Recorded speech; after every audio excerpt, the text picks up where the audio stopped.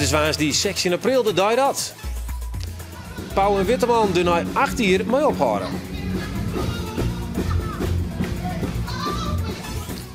En taalpuristen losgaan kunnen op het Fries dictéjoen. En die meent praten over het drama dat de kantoortuin hiet.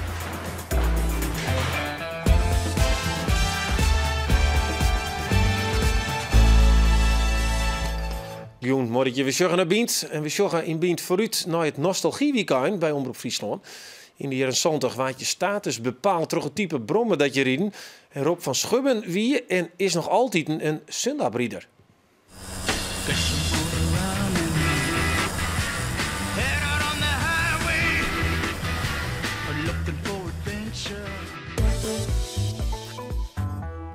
Ja, we hebben het net altijd niet in de gaten, maar de jonge Ruin redt us Frieske taal. We namen de jeugd in de woorden, WhatsApp, twittert en Facebookt in het Fries. En dat is goed nice, want onderzoek wist u dat een taal alleenig bestaan bloot als het broekt werd op internet. Bij ons aan tafel, taalonderzoeker Liesbeth Jongbloed en Marcel Smit, Frieske jonger in de woorden.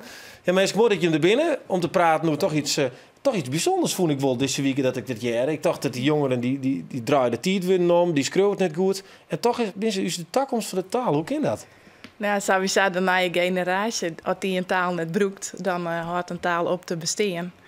En juist terug dat sociale media heel informeel binnen, wordt het meer broek terug de Frieske jongeren. En daardoor redt het uiteindelijk onze taal. Ja, dat is een onderzoek die onder alle jongeren. Wat zijn de meest opvallende uitslagen van? Nou, het mooiste vind ik zelfs wel dat 80% van de Frieskalige jongeren dat die wel eens Fries broekt op sociale media. En 40% die broekt het echt vaak of altijd. En als dat juist naar WhatsApp, dan is de helft die WhatsApp maar raak in het En Fries. hoe doen ze dat dan? Jou als een voorbeeld. Wat schreeuwen ze, Big Lees? Nou, de jongeren die al hoort vanzelfs een heel prot aan, maar ze schreeuwen van alles en nog wat in het Fries. Maar binnen bijvoorbeeld wat voor woorden en wat voor dakjes en skraskes, hoe gaan ze daarmee om? Nou, die dakjes en skraskes die laten ze vaak achterwege, want dat kost te volle tijd en te volle moeite. Dus dat doen ze net. Dus het wordt met name heel fonetisch wordt het schreeuwen. En dat is goed? In de ideale situatie zou ze natuurlijk gewoon goed Fries schreeuwen of gay Fries. Maar het is net oors. Ik bedoel, je moet roeien met de riem die je hebt. Dus, en dan bist je zo blij dat er wat gebeurt. Marcel, dan bist een man die schreeuwt en jongt in het Fries. Schreeuwt op Twitter, daar hebben we eventjes een voorbeeldje van. En ik heb voor namelijk Liesbeth even zien laten. Is dit nou wat hij bedoelt? Want ik ben benieuwd. Dit is wel mooi. Zo, wie juster een schitterende première van de Troubadours doen, wel een soort mooie reacties tak. Ik aan Pieter. Wat? He, dus het is wat en dat. Want is het wel kreeg, toch of niet? Ja, nou, ik zeg nog een interferentie van een. Ja, maar dat is gay. Het is echt gay bij trainers. Ja. Dus, en ik ga er volledig. Dus het klapt het als ja, vanzelfs. Nee, maar de maast het als het. Wat is gay Fries? Ja. Dat is al een discussie. Ik denk dat het bij de omroep ook wel een heel punt is. En dan mag het nog schreeuwen. Op school ga ik het nooit doen. En als ik mijn eerste teksten weer ompak, dan denk ik, jongens, het moest ik langs de haafhoek, maar dat gaat dan ook wel. Maar er was er wel steeds beter in. Ja. En vies het mooi dat die jongeren denk ja, verrek dat ik we door te gaan zo? Tuurlijk. Nou, we doen zo. Ik heb wel je beziek je te mensen. En ik denk ook dat uit het onderzoek ik naar voren komt, dat is gewoon heel mooi, want daar trok die taal trouw. Nou is het een zaak om het beter te krijgen. En doordat het zo doorst, wordt het ook heel iets beter. Want dat merk ik ook. Als ik nou een tekst schreeuw of een mailtje stuur, er zit altijd nog wel wat flaten zien, want wat dat, hè. En het is ook hoe vlug dorst het, is het Cat 9 optreden of is het een snee niet als de nijwe zo. Dat scheelt ook een heel soort. Maar het is wel iets, als ze doen en ze doen het een soort, wordt het ook heel iets beter. Okay. We kunnen haast even zien, of even luisteren naar een prachtig versje van mij.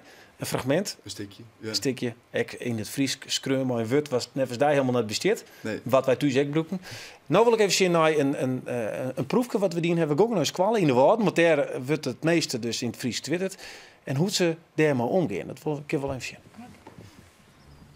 Het Fries rukt op in de sociale media. Ook op het squalplein van de christelijke MAVO in Damwoord wordt heel iets meer twitteren in het Fries. Nou, dat doen we een soort, ja. Ja, had ik wel Twitter hier of Facebook of iets wat er mij te meidjes had, dan doe ik het in het Fries. Grotendeels, ja. Maar ook in de leslokalen zie je vreun contact met elkaar via de mobiele telefoon. Was die dijkjes dwaan bijvoorbeeld, of als die iets scheepje, of nou ja, zoiets. En doet dat dan ook in het Fries? Ja, En is het dan ook gay Friesk? nee. Nee? Nee. En maakt het idee echt wat uit of net? Nou, net heel vol. Mij praten wel, maar mij typen net. Leraar Friesk Siep van der Ploeg is blij dat het Friesk als internettaal populair wordt. Ook al is het net altijd like geef. Ik vind het eerste Frieske Atsenbroeken. Dat vind ik heel mooi. Daar ben ik heel wijs mee. En dan ken je het dus een keer broeken. Je kent dus een paar berichtjes broeken om steeds maar... nou, daar is wat om te doen, om een keer de grootste flaters eruit te halen. En dit is het meeste broeken. Bijvoorbeeld U's, mij zo'n streepje erop. Nou, dat soort dingetjes die kan je dus een keer onder water stellen. Hij heeft daar een mooi Friese lesje. Dus dat is helemaal niet slim. Journaliste Karen Bies had wel een idee voor zijn les. Hoi Woordpieken, wij hebben dat je een Friesbroek op WhatsApp en andere sociale media. En stuurt de band via de smartphone een app. Daarom nou een heel kwart Fries dicté. Pak de telefoon er maar even bij, dan jou ik je hem nou in je zin.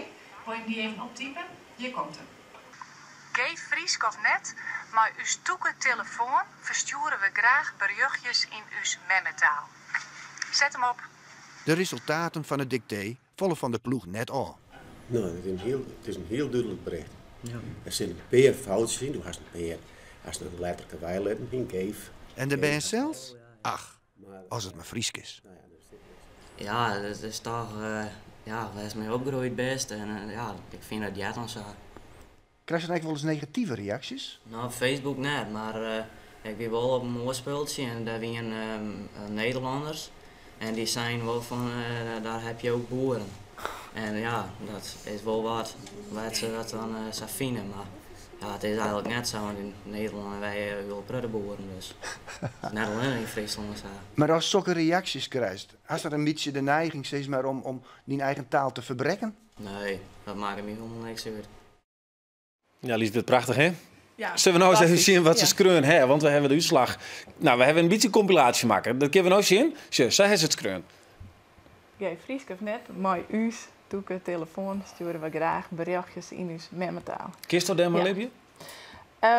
Ja, dan we begrijpen dat ze daar mooi Fries praten willen of het Fries schreeuwen willen. En de tweet is alweer voort, maar ja, ik al even vanzelfs dat het nog beter is. Ja, vanzelfs, ja. Maar hoe kunnen we die slag nog maar uitzien? Want het is dan in Limmen. Ja. Maar als het in het aansluit met begrijpt alleen nog fonetisch, moet je dan ook plicht wezen? Ja, uiteindelijk wel, want je wil graag dat de taal hoe leeft. Maar het zo mooie wezen altijd wel wat beter wordt. Ja, en wat kunnen we daar aan doen? Uit mijn onderzoek blijkt dat op de meertalige voortzetonderwijs dat meer Fries gebruikt wordt en ik dat het beter Fries is wat ze daar gebruiken. Dus ja, er wordt meer aandacht aan het Fries bestegen dan op oorlogskwaal. En er is nog een slag te maken, want ik geloof dat in Ljouwert wordt er net een soort sprutsen en ik in Stellingwerf zelfs net op de eilanden net. Nee, nou, ik vond het wel mooi wat Marcel Krek zei. Hij zei, ja, als ik nou veromzucht naar mijn vorige tweet, dan heb ik al een heel soort leerd. En ik denk dat bij de jongeren dat ook gebeuren gaat. Ik vind met name, ik vind dat fonetisch oké, je beziekt het, maar als het vanuit hoe is mij krijgt, dan staan die tierwoorden vaak wel goed. Ja. En ik vind matte dwaan of dwaanmatten. Dat is die in Gries. Ja, dat vind ik soms wel eens, en dat wordt steeds vaker gebruikt. En dat vind ik wel iets, ja, dat leest net zo gauw uit een boekje, want er wordt heel graag het Nederlands vervriezen. Ja. Dus het komt net uit die naast, zeg maar, denk ik. Pak nu een gitaar. We kunnen net wachten. Het is Veske. Nou, het wordt besteed net, hè? Omstekeerd. Omstekeerd. Dus, oorsom, toch? Of wat is het? Omgekeerd. Omgekeerd. Omgekeerd. Oorsom. Oorsom. Oké. Komt-ie. Ik doe het refreintje.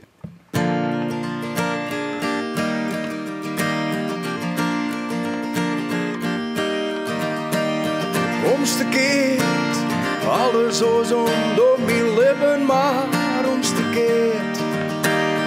Omstekeerd, van toek naar dom, ik doe omstekeerd. Applaus. De hele versie is vast wel ergens te beluisteren, hè? Nou, ik ben met mijn nieuwe album bezig en ik ga hem ket opnemen inderdaad. Oké, wanneer is hij in de winkel? Nou, ik hoop oktober, november. Oké, en oorstem, hè? Top Frieske Top Hond heb ik die. Ja. Bedankt voor je muutles. Ja? Graag gedaan. Oké, en Joen? Fries Dicté en morgen Twitterdag, hè? Alleen maar dan. Twitterdag, ja. Dus ik zou het al Joen dus om 8 uur, dan is Bient net met de Shin, dan is hier live op Omroep Friesland, is dat Frieske Dicté. En die Frieske Twitterdag. Twitter maar hashtag Friesk en dan matten we toch die talen in impuls, Jan. Gay Friesk of net? Oké, clear. Mooi. In het Peerske weekend doen wij bij Omroep Friesland waarom in de jaren 70. We gaan waarom naar de tijd van de eerste kleurentelevisies. En we gaan ook waarom naar de tijd dat het Nederlands elftal 2 keer krijgnet vrouwenkampioen werd. Ja, de jaren 70 week de tijd van de Sundap, de Kreitler en de Poeg. En wij volgen je deze week een man die de nostalgie van deze brommers maar net los lieten kennen. En Joet Rob van Schubben op zien Sundap.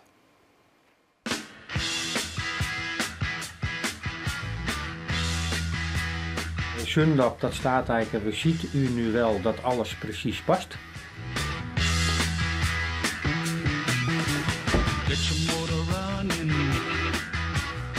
Dit is dan een hele jongen eigenlijk van de jaren 75, 76. Maar deze brommer die draait al mee vanaf 1962. Alleen het concept van de Sundap is eigenlijk nog steeds hetzelfde gebleven. Het blok met geforceerde koeling. Waar ik eigenlijk mee opgegroeid ben, wat eigenlijk nooit kapot ging.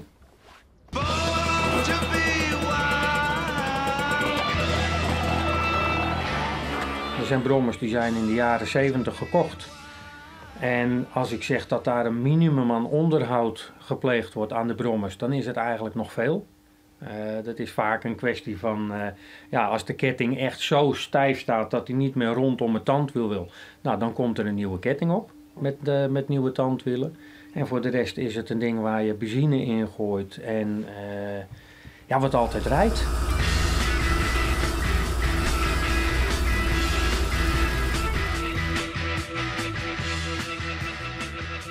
Ik heb heel veel Sundaps naar Vlieland toegebracht. Ik heb ook heel veel Sundaps van Vlieland in onderhoud. En het is eigenlijk zo dat daar, meen ik momenteel, 1 Kreitler rijdt tegen ruim 50 Sundaps. Omdat daar geen animo voor was. Jaap Wierstra die leverde vroeger bij ons altijd de brommers. Die kocht ze via een opkoper in Franeker, kocht die brommers op. En daar zat van alles tussen, van Sparta, Berini, Solex, Sundap, van alles. En daar heeft hij ook wel eens een keer een Kreitler tussen gehad. En die Kreitler die heeft hij maar weer naar de wal toe gedaan, want die wist op Vlieland niet te verkopen. Niemand wilde erop rijden omdat het een jankbak was. Er zit een bepaald geluid in een Kreitler waar de mensen op Vlieland van zeiden van dat willen we niet.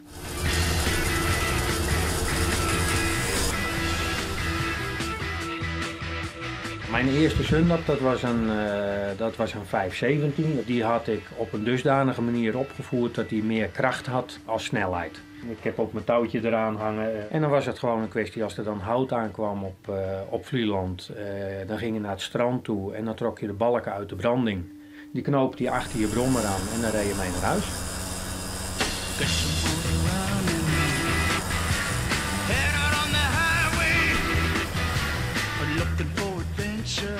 Sundap is een Duitse Grundlichkeit. En dat is Kreitler natuurlijk ook. Maar dat was een nevenproduct, denk ik. Poegrijders is hier in Harlingen nog steeds een heleboel zuipschuiten, om het zo maar te zeggen. Dat is een ploeg die ik wel accepteer als een brommerrijder, maar niet met de feesten. Ik denk dat een Sundaprijder een degelijk persoon is met een rustige aard van rijstijl. En als je kijkt naar de Kreitlers die lenen zich meer om op te voeren. Dus dan heb je meer de jankers, de snelheidsmaniakken, die zul je eerder onder de Kreitlers aantreffen als onder de Sundaprijders.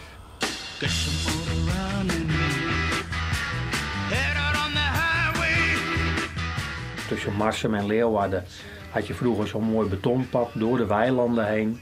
En als er dan 2 reeën in de kant meeliepen, de hazen die door het veld heen springen, dan is het voor mij gewoon een kwestie. Ja, dan kwam werk eventjes op de tweede plaats en dan keek ik daar eerst even naar. Ja. Dat was genieten. De Brom is gewoon nog de ultieme vrijheid. Ja, dit weekend dus van alles oer de jaren 70 in het Nostalgie Weekend bij Omroep Friesland. Op radio en televisie is dat.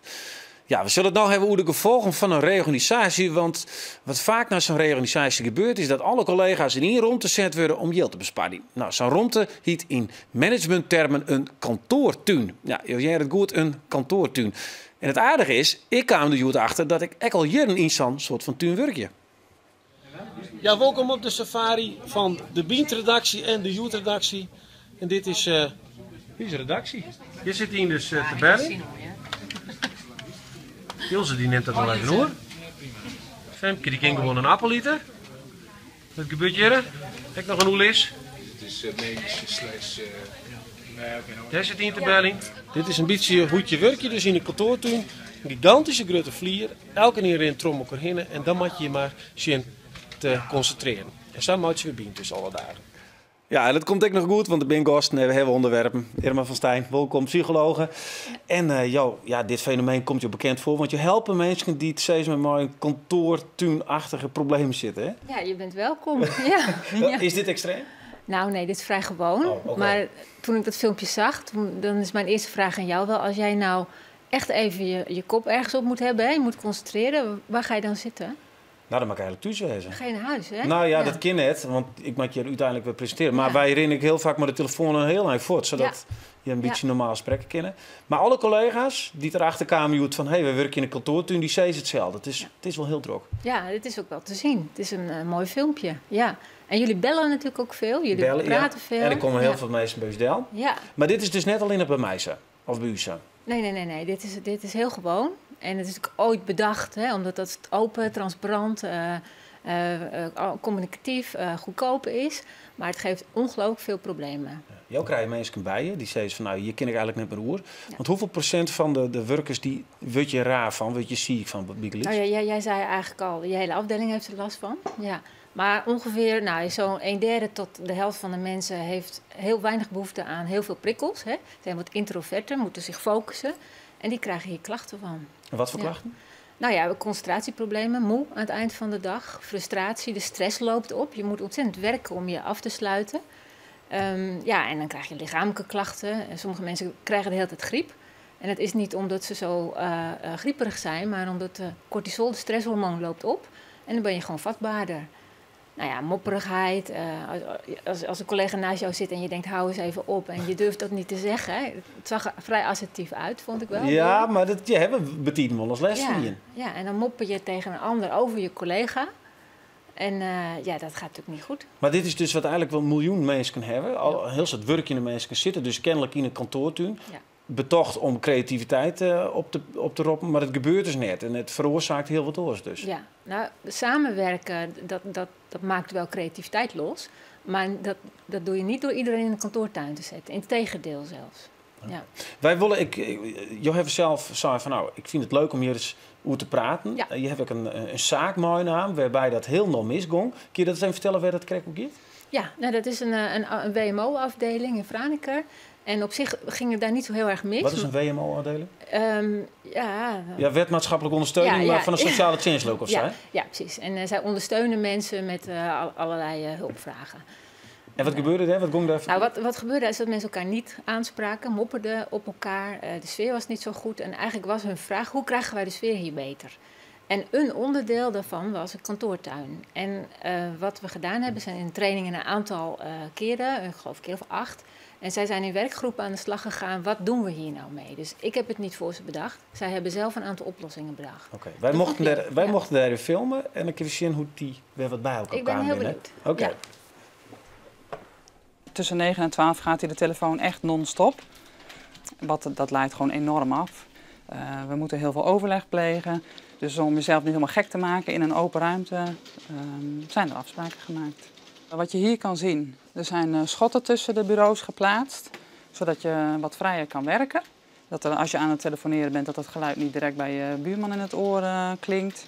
We hebben deze stokjes bedacht. Staat het stokje op groen, Dan betekent het van kom gerust langs en we kunnen samen even overleggen.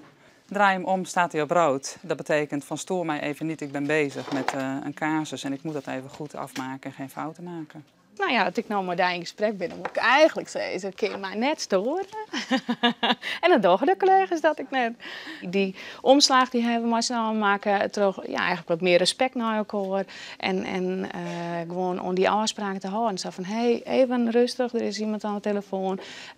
Even een overleg, gaan eventjes naar een apart kamertje. Dan heb je er geen last van. Ja, ik merk echt een groot verschil in de rust. We zitten hier soms met een hele hoop collega's op in ruimte. En nou ja, toch kunnen we redelijk de rust bewaren. Om ja, goede afspraken met elkaar te maken. En ik weet dat we elkaar kunnen oorspreken erop.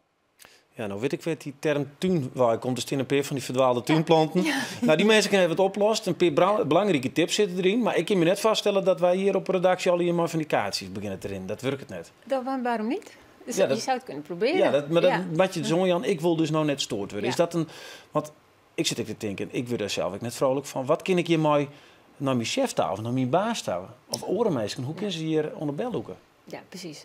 Nou, eigenlijk hangt het een beetje af van welk werk je doet. Maar als ik naar die redactie van jou kijk, dan lijkt het me bijna niet mogelijk om lekker rustig te werken. Dus dat betekent dat je in andere ruimtes moet gaan werken. Ja, die binnen net, die ben leeg, want die moesten verhuurd worden. Ja, die moesten verhuurd worden. Reorganisatie zelfs. Ja, nou, koptelefonen op, thuiswerken, andere tijden werken, overleggen. Dus vooral niet je mond houden.